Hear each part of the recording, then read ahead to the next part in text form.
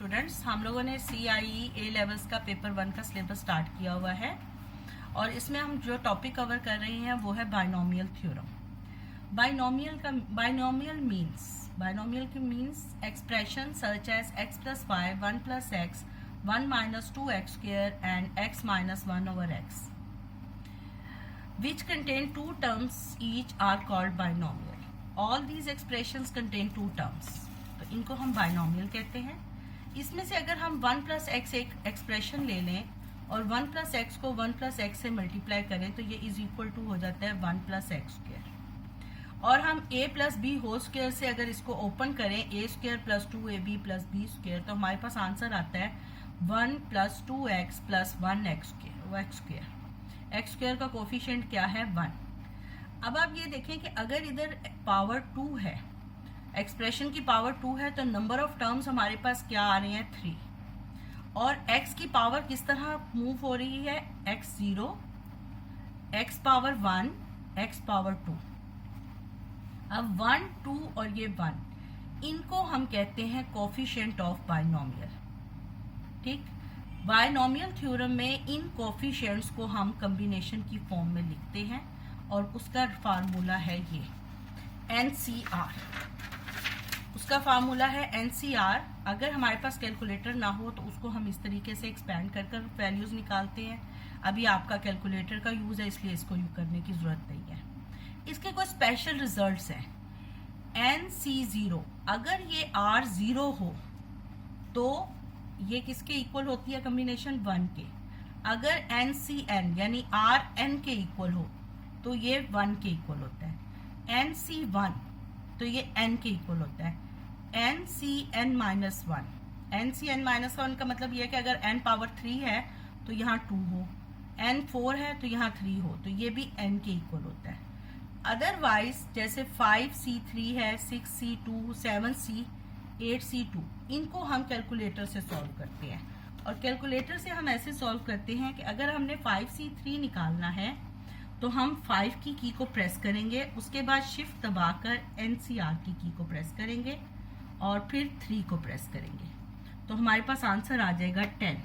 ये हमने 10 लिख दिया।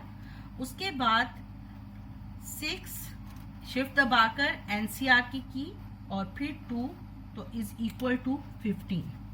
इसी तरह हम 7 और 5 निकालेंगे। 7 शिफ्ट दबाकर NCR की ये आपके कैलकुलेटर के ऊपर NCR इस तरह की बनी हुई है, उसको प्रेस करें और उसके बाद आपने 7C5 है, 5 को प्रेस करें, इक्वल टू आ जाएगा 21। फिर आपने प्रेस करना है 8 शिफ्ट दबाकर NCR की और 2 तो ये इक्वल टू आ जाएगा आपके पास 28। ये हम कॉम्बिनेशन से कोफिशिएंट ऑफ बाइनोमियल निकालते हैं। अब बेटा इसको बाइनोमियल थ्योरम को लिखने से पहले कुछ चीजें आप डिटेल से देखें कि हमने ये कॉम्बिनेशन में 1 को कैसे लिख दिया NCR। n हमारे पास क्या है जो इस एक्सप्रेशन की पावर है वो लिखी 2 और r हमारे पास क्या है 0। r क्या होता है जो x की पावर होती है वही r होता है। अब ये फर्स्ट टर्म है तो r क्या है 1 नंबर कम है। सेकंड टर्म है तो r 1 है, x की पावर 1, 2C2 1। उसके बाद अगर थर्ड टर्म है तो r हमारे पास क्या है 2। तो अब ये हमने इसको कोफिशिएंट लिख लिया। इसी तरह बेटा अगर हमें ये एक्सप्रेशन कहा जाए कि 3 टाइम्स मल्टीप्लाई करें तो हमने क्या किया 1 प्लस एक्स की पावर 3। इसको जब हमने मल्टीप्लाई करके ओपन किया तो 1 plus 3x plus 3x square plus x cube आया। फिर आप यही देखें कि अगर इसकी पावर 3 है तो हमारे पास नंबर ऑफ टर्म्स क्या आए 4 आए। और x की पावर कैसे असेंडिंग हुई x0, x1, x2, x3। और कोफिशिएंट को हमने कॉम्बिनेशन फॉर्म में लिखा तो 1 को हम लिखेंगे NCR 3C0। r हमारे पास क्या होगा जो ये x की पावर होगी। 3C0 से ये स्टार्ट होगा और 3C3 तक जाएगा। 3C0 x0, 3C1 x1, 3C2 x2, 3C3 x3। ये 3 है, XC3।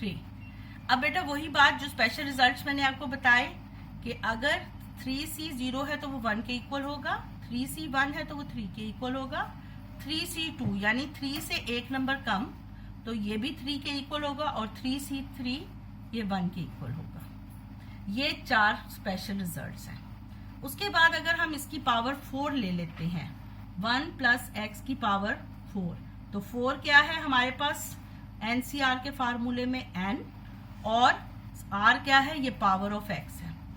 इसी तरह जब हमने इसको मल्टीप्लाई करके एक्सपैंड किया तो हमारे पास आया 1 plus 4x plus 6x square plus 4x cube plus x की पावर 4।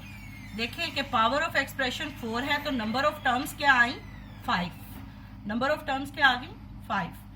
तो इसको हमने लिखा 4C 0 0, 4C 1 x की पावर 1, 4C 2 x की power 2, 4C 3 x power 3, 4C 4 x power 4।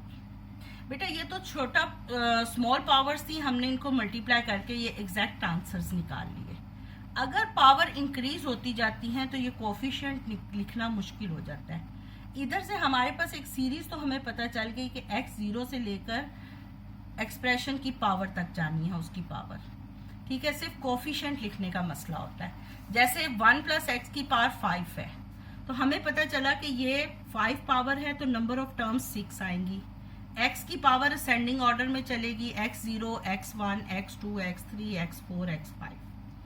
अच्छा, यहाँ फर्स्ट टर्म 1 है तो यहाँ पर फर्स्ट टर्म हमेशा 1 होगी, और हमारे पास लास्ट टर्म देखें हर किसी में, जहाँ ये जो इस एक्सप्रेशन की सेकंड टर्म है उसकी पावर जो ये है वही है, लास्ट टर्म भी वही है।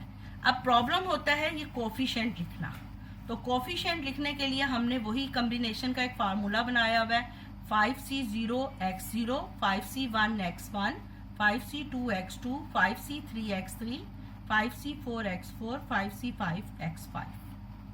क्लियर हो गया? इसी को हम जनरलाइज करते हैं। देखिए मल्टीप्लाई करके ये बहुत लेंथी प्रोसेस है। अगर आप 1 प्लस एक्स को 5 टाइम्स मल्टीप्लाई करें तो हमारे पास ये एक्सपेंडिंग आती है, लेकिन अगर हम कॉम्बिनेशन से कैलकुलेटर से सॉल्व करें तो हम x power 1 plus x power को बहुत लेंथी प्रोसेस तक भी लिख सकते हैं। जैसे अब हमारे पास अगर आ जाए 1 प्लस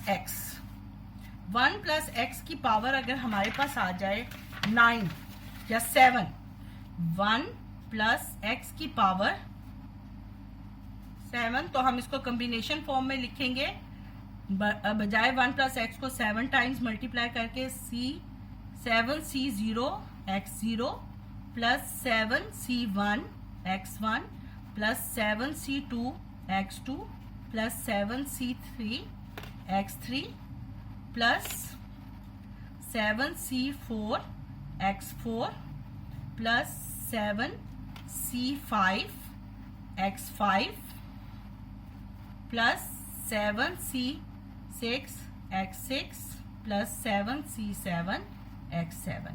और कैलकुलेटर से मैंने आपको ये कॉम्बिनेशंस निकालने का तरीका बता दिया, तो आप ये बिल्कुल आसानी से ये वैल्यूज को विद इन 5 मिनट सॉल्व कर सकते हैं, अदरवाइज 15 to 20 मिनट्स लगेंगे। अब हमने इसी चीज को, इसी फार्मूले को हमने जनरलाइज फॉर्म में लिख लिया। हमें नहीं पता कि इसकी 1 प्लस एक्स की पावर क्या है, वो है n। NC 0 x0, NC1 x1, NC2 x2, NC, अब देखिए 2 तक हो गया। अब हमें नहीं पता r जो है दरमियान में कोई ऐसा नंबर है, तो हमने लिखा NCR। r कोई भी जनरल नंबर हो सकता है, NCR XR और NCN XN। तो ये जो हमारे पास द मिडल में ये आया NCRR, ये हमारे पास जनरल फार्मूला है किसी भी नंबर ऑफ टर्म्स को फाइंड करने का।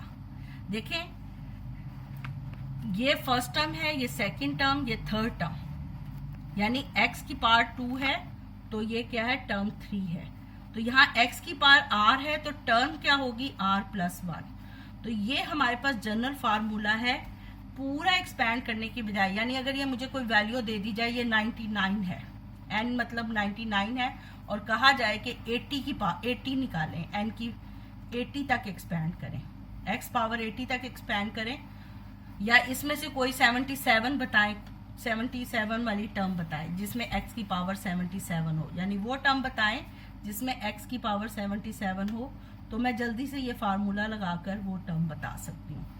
तो instead of expanding for the first term we find, यानी फर्स्ट टर्म से लेकर 80 टर्म तक जाकर फिर मैं बताऊं कि x की पावर 77 का ये कोफिशिएंट है, यानी NCR क्या है, मैं उसकी बजाय जल्दी से इस फार्मूले में सारी वैल्यूज पुट करूंगी और मैं इसको स्पेसिफाइज कर लूंगी। इसको करने का तरीका हम 14.2 सॉल्व करेंगे तो आ जाएगा। We find specific term by using the above formula. ठीक है, ये आपका बाइनोमियल थ्योरम हो गया। अब ये बाइनोमियल थ्योरम का केस 1 था जिसमें फर्स्ट टर्म हमारे पास ऑलवेज 1 होगी, ठीक है, और सेकंड टर्म कोई भी हो सकती है। 2 टर्म्स होंगी और बाइनोमियल थ्योरम हम तब तक अप्लाई नहीं कर सकते जब तक 2 टर्म्स के दरमियान में पॉजिटिव साइन ना हो। ठीक है, तो अगर नेगेटिव साइन आ जाएगा तो जब मैं क्वेश्चन करूंगी तब आपको बता दूंगी कि इसको कैसे करना है। अगर आपको मेरा ये बाइनोमियल थ्योरम समझाने का तरीका पसंद आया हो तो आप मेरे चैनल को सब्सक्राइब कर दें और बेल आइकन भी दबा दें।